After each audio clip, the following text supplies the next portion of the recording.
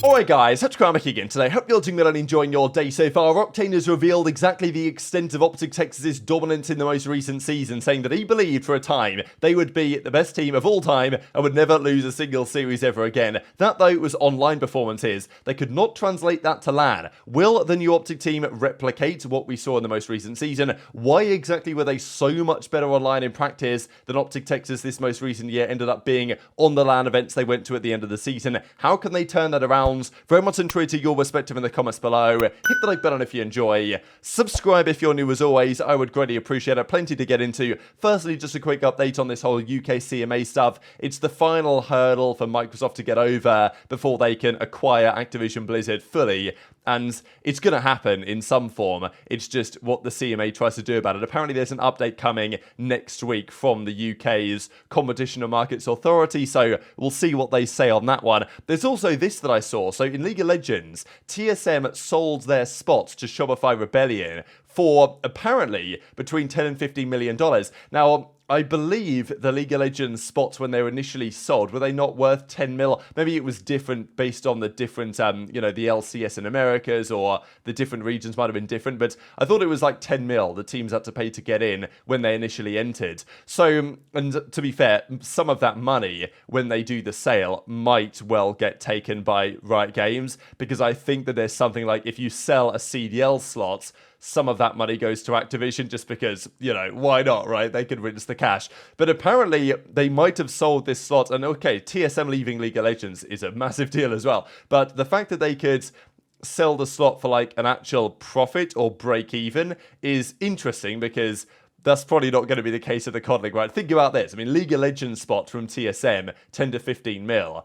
And you're telling me a Call of Duty slot is worth 25 or maybe more than that? Like, that ain't the case, buddy, unfortunately. So that makes it more challenging for teams like the Los Angeles Guerrillas, if they did want to sell, to actually find anyone to sell to where they're going to make any money from it. Well, they're not going to make any money. They've got to know that if they are going to sell their spots, they're going to take a loss, but they can get something back, maybe, if they decide to. Now, speaking of LAG, Spart tweeted this out the other day, and it got deleted, but, unlucky. If you tweet it, we're going to talk about it. Now, he discusses kind of the way things go with challenges into the Pro League and going back again. And I feel bad for a player like Spart because, as he says, played 3 majors in the last 2 years. Won one of them, of course, Stage 2 playoffs, and well, Stage 2 major, I guess, back in the Vanguard season on that crazy Los Angeles Guerrillas run. And I'm back in the challenger cycle again. I can name so many terrible players that haven't won or won't ever win again that are in the league. Now, is he wrong about what he says at the bottom here? Probably not. I mean, some would say, Spart, you're trash, you only use the Volk, you fall into that category as well. I think it's unfortunate for Spart that the Volk was like the meta gun at that event, because I actually think that they still played really well. And I know that people say, Spart's like a Volk merchant, but I actually think he was pretty damn good anyway.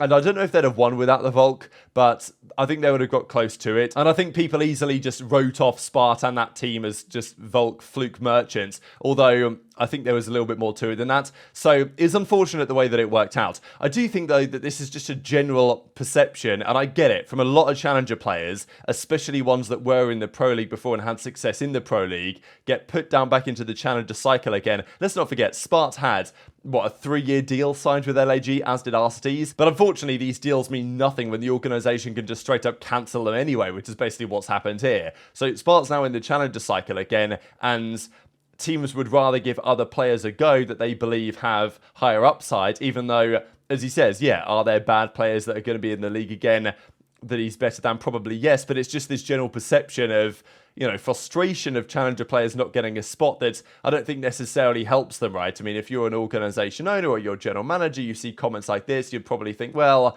maybe I'm not going to get that guy. But it's difficult. I mean, he did win an event back at Major 2, the Minnesota Rocker Major 2 tournament, that the Los Angeles Guerrillas won when Spart came in last minute, subbed in for Gunless because Gunless was unwell. Yes, the Volk was the meta here and Spart used it to great success, but their Search and Destroy was spectacular, and I think they had a chance anyway. But still, remarkable tournament, and not one that you're going to see repeated particularly often. So, when it comes down to teams like Royal Ravens or like Vegas Legion or like the Los Angeles Guerrillas, who do they get back in? Who do they sign? That's a question that we still don't really know the answer to. Now, there was a lot of drama, right, on this OpTic Dallasy podcast. I thought there were some funny clips coming out, especially looking at Formal's parts during the World War II days when basically in World War II, the OpTic dynasty broke up, Formal went to Luminosity Gaming, and ideally the OpTic guys wanted to get Zuma in instead of Karma, and of course Octane was coming in for Formal, but they couldn't get Zuma because FaZe decided to give him a massive salary rise. They then, I think, maybe tried to get Kenny, but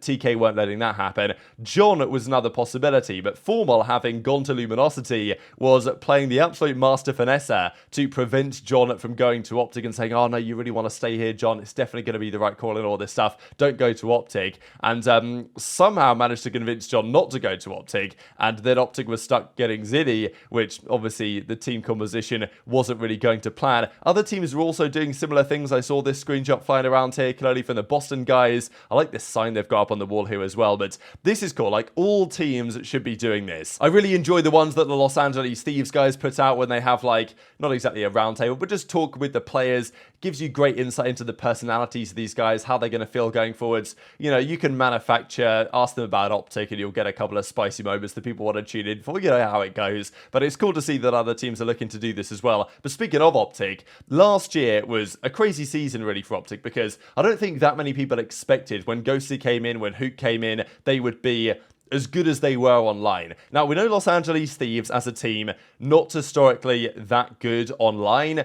Playing out of Los Angeles, the internet situation, they were always a better LAN team than online team, and they often got kind of slammed online, but they were still pretty good online as a good team. But OpTic were different gravy, and this was talked about in the early part of July, that OpTic at some point had beaten Thieves on 44 straight maps in practice after picking Ghosty up, which I was like, surely that can't be true. But apparently this is true, because Octane's now doubled down on it again and said that yes, 44 straight maps it was, and according to Octane, they were just the best team he's ever played online. I mean, Octane's been around since, I mean, he's played in like Black Ops 2, but certainly Advanced Warfare. He's been around before he retired for approaching a decade, really, of competitive COD. And he reckons that OpTic Texas last year were the best version of any online team he's ever seen in his life. The clear example would be OpTic last year. Just be like, chat, I'm like, this is not an exaggeration. I'm not like trying to hyperbolize this at all. They were legitimately the best team that I have ever played online.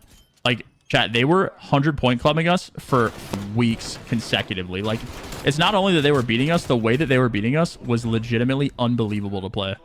Like, those, I was fully convinced that they were never going to lose again this entire year. Like, they were that good online, bro. Like, you guys know that whole, like, 44 straight maps thing. Like, I told you guys that before, but it's like, bro, the way that that team was playing online was unbelievable, dude. The same methods, Jesus, can't do that. It's bad all the time, not just in scrims.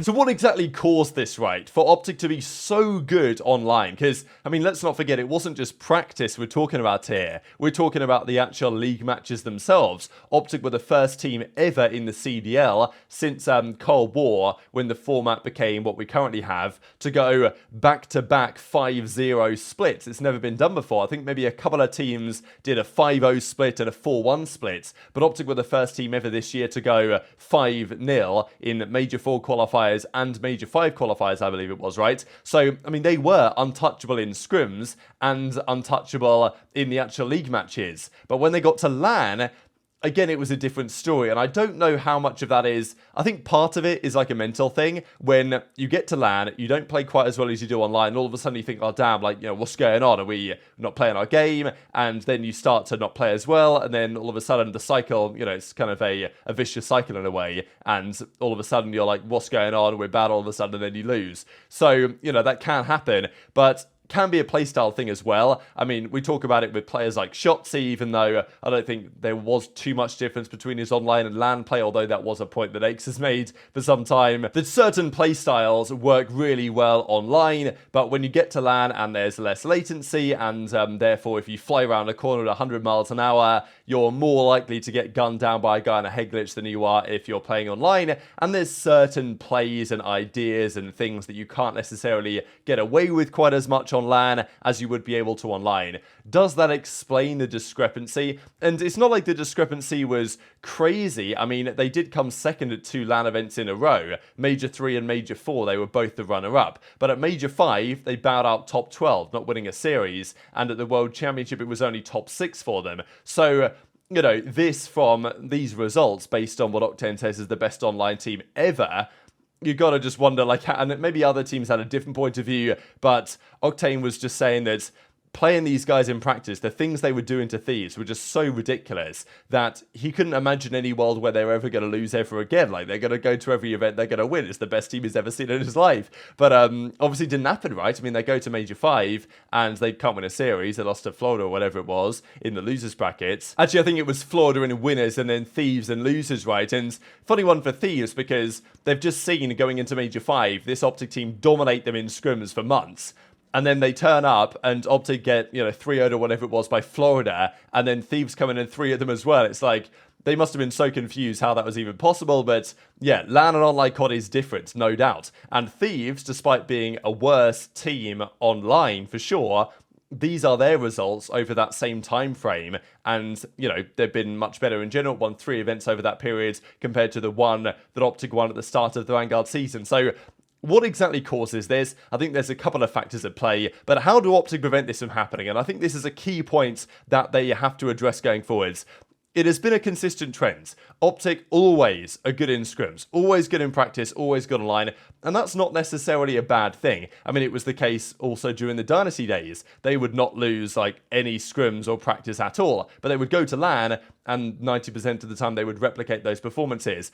Good practice results can also make you a little bit too confident. I think that Thieves even sometimes benefit from knowing that, all right, well, online we're not going to be that good. We might go 3-2 in this cycle. We might go 2-3 in this cycle. But as long as we make winners brackets, we'll turn up to LAN, we'll be much better. And that confidence is probably good. Thinking, oh, we've gone 5-0 online, but now we've got to go to LAN, oh, it's a little bit dodgy. It's probably not the headspace you want. So it's not exactly like OpTic need to get worse online. They can be as good online. They've just got to translate that better. And I think maybe it's, maybe it's a leadership thing. Maybe it's like a mental thing as well. Because I think Dashy's mentioned this before, that they'll still have that ability they're using online, like one of the best teams, if not the best team at times. But then things start to go wrong, and all of a sudden they don't play their game, they're not quite as fluid, their comms aren't the same, and so maybe there's something to be said about that. Karma obviously has had some thoughts on it as well over what he said on the Dynasty podcast. He has some ideas for how they can change things, and yeah, Karma known as a rather good player on LAN in his career, so I'm sure he has some ideas. And of course, bringing Pred in for Hook,